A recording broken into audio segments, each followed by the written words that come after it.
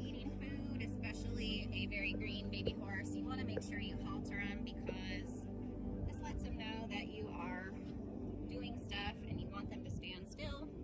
When you teach your horse how to tie, they kind of get it.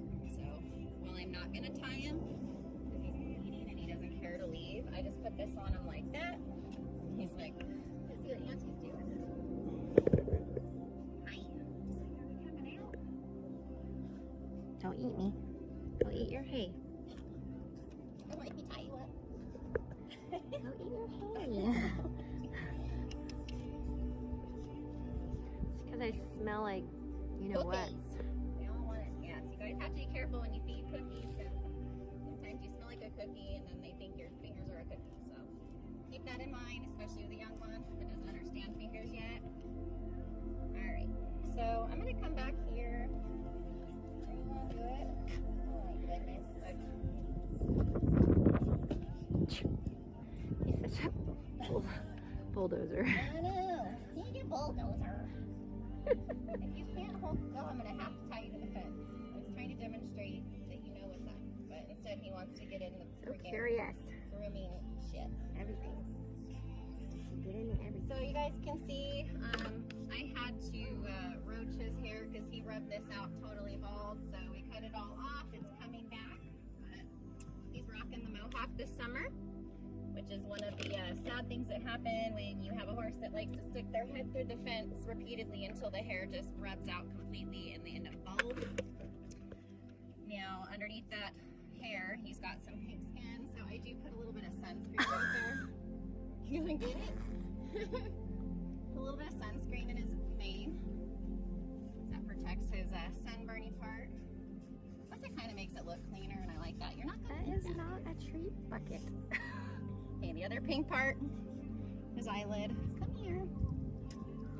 And this is why we halter too, because if they tell you no and they walk away, then they know they're free, and then good luck. So put a little bit of that on his pink eyelid there. That helps protect his skin from getting scaly and sunburn. Put a little bit on this one too. So he has a little bit less pink, but I put it here just because I like to do the same thing on both sides of a horse. It's good practice to get him to use stuff too. So we go into our little sunscreen routine. All right, mister. He's getting back to eating, which means I might not have to tie him up. My horse stands there and eats while I work on him. I allow that. Now, if you have a grumpy horse that wants to drive you out of their food and act like a turd, you gotta halter them. Some of them even need to take clear out of their stall because they don't like to be messed with in their home. So with him, I'm trying to teach him that I can come in and work on him, you know, while he's busy and he doesn't have to be worried about it. Of course, he is back in the Grammy box again. So one of the issues I have with this whitetail, I'm going to show you guys how I braid it back at the top, because he tends to have bouts of a little bit of the rhea. Okay, and what happens is it gets in that hair, so you guys can kind of see it right there. And one way that I kind of keep the hair clean is I just do a little French braid on the dock, and then I leave the rest alone. That way they can use it as a fly swatter. So I'm going to detangle the very top, like I'm doing right now, starting at the top of the tail, right around that dog there. I'm going to take a section straight across, like this. So just a little section. Now he has a ton of tail.